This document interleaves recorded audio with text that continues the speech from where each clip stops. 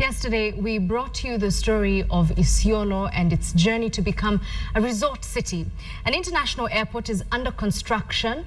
An abattoir is almost complete. The town is expanding its sewerage system and also upgrading its water and electricity capacity.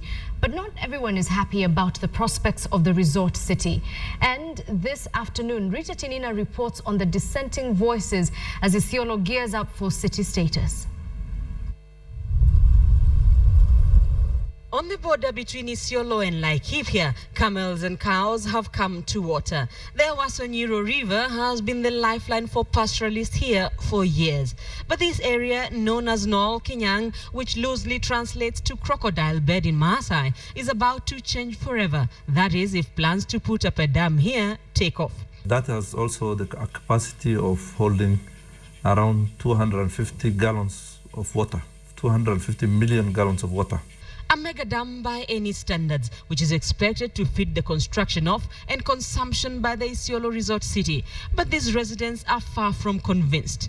But you don't yet understand what is the purpose of this dam and why is it being constructed. The dam, according to a feasibility study, will take 5 to 8 months to fill, and those who live downstream are worried. The company has not explained some of the mitigation measures they will use or they will put in place to make sure the people living downstream are not going to suffer. As the national and county governments gear up for the Isiolo resort city, residents insist they must have a say in plans for the dam. And they try to engage communities in all phases of the program. Some 200 kilometers from here, more opposition to the resort city, this time by conservationists. We have a herd of elephants who are totally residents, a herd of gravy zebras who are totally residents of the area that has been identified as a resort city. Part of the 6,000 acres of land set aside for the resort city, conservationists say, cut across the animal migratory corridor at the Buffalo Springs, Shaba and Samburu National Reserves. They move across these areas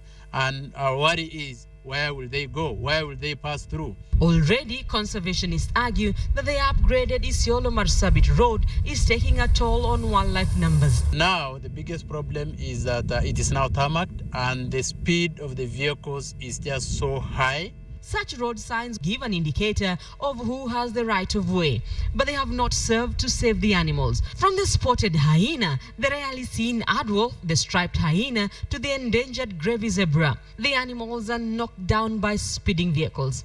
There are only about 2,500 gravy zebras in Kenya, almost the total world population. Majority of them are found in northern Kenya. This year alone, we lost 15 gravy zebras, which has been knocked by cars in this highway. Speeding vehicles have even now done the fastest land animal, the cheetah. We are losing more than 10 animals every day through this highway. Such statistics from roadkills, conservationists say, is enough evidence that the new city will bring no good tidings to residents of the wild. If this resource city happens, actually, that will be the end of conservation in the biggest part of the northern Kenya. Tourism is one of the key drivers that the government hopes will help achieve the economic vision in its 2030 development project.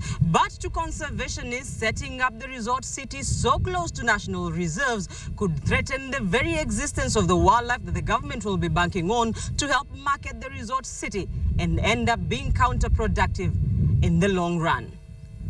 Rita Tinina, KTN, Aramiet, Isiolo County.